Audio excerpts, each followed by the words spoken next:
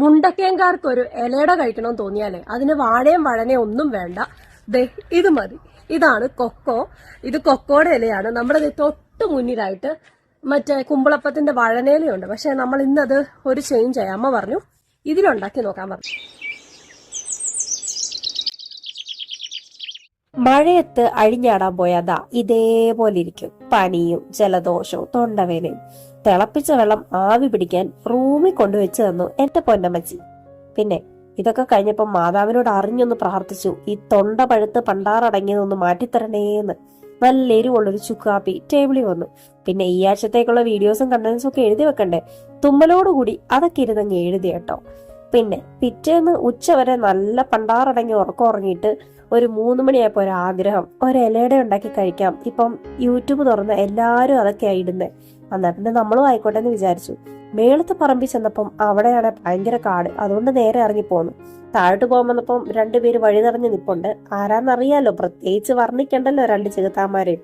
ഒരാൾക്കാണെങ്കിൽ മറ്റേ ആളെ ഞാൻ ഓമനിക്കുന്ന പ്രശ്നം, ഈ ഒരാൾക്കാണെങ്കിൽ മറ്റേ ആളെ ഞാൻ നോക്കുന്ന പ്രശ്നം. അങ്ങനെ 2 പേരും തമ്മിൽ ഇത്തിരി പ്രശ്നങ്ങളൊക്കെ ഉണ്ടായിരുന്നു. പിന്നെ ഈ കയ്യിലിരിപ്പ് കൊള്ളുകയില്ലാത്തതുകൊണ്ട് പറമ്പിലോട്ട് ഞാൻ കൂട്ടിന് കൊണ്ടുപോയില്ല, അവിടെ തന്നെ കെട്ടിയിട്ടു. എന്നിട്ട് താഴെ പറമ്പിലോട്ട് അങ്ങ് നടക്കാൻ തുടങ്ങി. അവിടെ നല്ല വലിയ ഇലയുള്ള കൊക്കോ ഉണ്ടായിരുന്നു. അവിടെ പോയി ആവശ്യത്തിന് കൊക്കോക്കാടെ ഇല പറിച്ചുകൊണ്ട് വന്നു. ഈ പറമ്പിൽ നിറയെ ഒരുപാട് പാമ്പിന്റെ പുറ്റുണ്ടല്ലോ, അതുണ്ട് കേട്ടോ. അതിന്റെ ഒരു പേടി എനിക്കുണ്ട്. എങ്ങാനും കടിച്ചു കഴിഞ്ഞാൽ നാണക്കേടല്ലേ. മൃഗസ്നേഹവും കൊണ്ട് നടക്കുന്ന ഞാൻ പാമ്പ് കടി ഏറ്റ് ചത്തെന്ന് പറഞ്ഞ നാട്ടുകാരെന്ത് വിചാരിക്കും. ഇത് നമ്മുടെ ഇവിടെ നിൽക്കുന്ന വഴനയിലയാണ് കേട്ടോ. ഇത് കൊക്കോടെ ഇല ഞങ്ങള് കോട്ടയംകാർക്കൊക്കെ ഭയങ്കര സുപരിചിതമാണ്. അപ്പോ കാണാത്തവരുണ്ടെ കണ്ടോളൂ. കേരളത്തിൽ കൊക്കോയുടെ ഉൽപാദനത്തിന് 1ാം സ്ഥാനത്ത് നിൽക്കുന്നത് ഞങ്ങൾ കോട്ടയംകാരാണ് കേട്ടോ. കൊക്കോ മാത്രമല്ല, ജാതിക്കായും റബ്ബറും ഞങ്ങൾ തന്നെ. ഞാൻ ആദ്യമായിട്ടാണ് കേട്ടോ ഈ ഒരു ഇലക്കകത്ത് ഉണ്ടാക്കാൻ പോകുന്നത്. ഇത് അമ്മ പറഞ്ഞു തന്നൊരു ഐഡിയ. 2 ദിവസം പനി ശ്വാസം മുട്ടായിട്ട് ഇപ്പൊ എണീറ്റ് വന്നതേ ഉള്ളൂ. അപ്പോ മഴയൊക്കെ ആണെങ്കിൽ ഇന്നൊരു ഇലയുടെ കഴിക്കാന്നായിരുന്നു വിചാരിച്ചേ. പക്ഷെ ഇന്ന് മഴയില്ലായിരുന്നു, നല്ല വെയിലായിരുന്നു.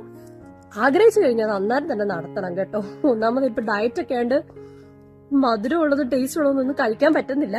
അപ്പോ രണ്ടും കൽപ്പിച്ച് ഞായറാഴ്ചയല്ലേ കഴിക്കാൻ പോവാ. തൊണ്ടവേനയോട് കൂടിയുള്ള ഡബ്ബിംഗ് ആണ് കേട്ടോ. ആവശ്യത്തിന് വേണ്ട ഗോതമ്പൊടി എടുത്ത് നമ്മളൊരു ബേസിനിലിട്ടു. പിന്നെ തേങ്ങ ചിരണ്ടിയതിനകത്തോട്ട് നമ്മളിതാ കുറച്ച് ശർക്കര, നമ്മൾ ഈ കിഴങ്ങിന്റെ ഒക്കെ തൊലി കളയുന്ന സാധനം വെച്ചാണ് കേട്ടോ ഞാൻ ശർക്കര ചിരണ്ടിയിട്ടത്. പിന്നെ നമ്മൾ ജീരകവും ഏലക്കായും ചതച്ചത് ചേർത്ത് കൊടുക്കുന്നുണ്ട്. അത് ആവശ്യത്തിന് നിങ്ങളുടെ ഇഷ്ടത്തിനനുസരിച്ച് ചേർക്കാം. പിന്നെ കുറച്ച് വെള്ളം കൂടെ ചേർത്ത് കൊടുക്കുന്നുണ്ട്. നമ്മൾ കുഴയ്ക്കുമ്പോൾ അടപ്പരുവത്തി വേണം. ഞാൻ കുഴച്ചിട്ട് ശരിയാവാഞ്ഞുകൊണ്ട് പോരാളി ഇങ്ങോട്ട് വന്ന്, പോരാളിയുടെ കുഴയുടെ മുന്നിൽ നമ്മുടെ കുഴയൊന്നും അല്ലല്ലോ. അപ്പോൾ അമ്മ കുഴച്ച് നല്ല സെറ്റാക്കി തന്നു. എന്നിട്ട് ഞാൻ ഇലയിലോട്ട് ഓരോന്നോരോന്ന് കുഴച്ച് തേച്ച് വെച്ച് പരത്തിയെടുക്കാൻ തുടങ്ങി. ശരിക്കും പറഞ്ഞു കഴിഞ്ഞാൽ എനിക്ക് ഈ പരിപാടിയൊന്നും വലിയ വശമില്ല, എങ്ങനെയൊക്കെയോ ചെയ്തു പോകുന്നു. പിന്നെ നമ്മുടെ വീഡിയോ ഒക്കെ എടുക്കുമ്പോൾ പിന്നെ നമ്മൾ ഓട്ടോമാറ്റിക് ആയിട്ട് നന്നാവുമല്ലോ. അങ്ങനെയല്ല, അടുക്കി മടക്കി അതിന് ഞെട്ടിങ്ങനെ ഇടയ്ക്കോട്ട് ഞെക്കി വെക്കുകയാണെങ്കിൽ അത് ആ സെറ്റായിട്ട് ഇരുന്നോളും കേട്ടോ. എന്നിട്ട് ഒരു 10-15 മിനിറ്റ് ആവിയായി. മഴയില്ലല്ലോ എന്ന് ഓർത്തുള്ള വിഷമമായിരുന്നു. ഇതാ മഴ പെയ്യാൻ തുടങ്ങിയായിരുന്നു. കുളിയൊക്കെ കഴിഞ്ഞ് വന്നപ്പോൾ കഴിക്കാന്ന് വിചാരിച്ചു. ചൂടൊക്കെ ആറി കഴിക്കാൻ നല്ല സുഖമായിട്ടുണ്ടായിരുന്നു. അത് കഴിഞ്ഞപ്പോൾ അമ്മ നല്ല ഒന്നാന്തരം ചുക്ക് കാപ്പിയും കൂടെ ഇട്ട് തന്നു. ഇതിന്റെ കൂടെ ചുക്ക് കാപ്പിയും കൂടെ കുടിക്കുമ്പോൾ ഒരു പ്രത്യേക ടേസ്റ്റ് ആണ് കേട്ടോ. സ്പൂൺ ഉപയോഗിച്ച് അട തിന്നേന് അമ്മേനെ കളിയാക്കുകയും ചെയ്തു കേട്ടോ. ഇതിനി വല്ല സായിപ്പിന്റെ ആണോ എന്ന്. അങ്ങനെ പാവം എൻ്റെ അച്ഛനെ കുറ്റം പറഞ്ഞു. പിന്നെ പനിയൊക്കെ ഉള്ളപ്പം നല്ലൊരു ഉറക്കമൊന്നും കിട്ടത്തില്ല. വൈകിട്ടെല്ലാം ശ്വാസം മുട്ടലും തൊണ്ടവേനയൊക്കെ ആയിരിക്കും. എന്നാലും വേണ്ടിയല്ല. Good night.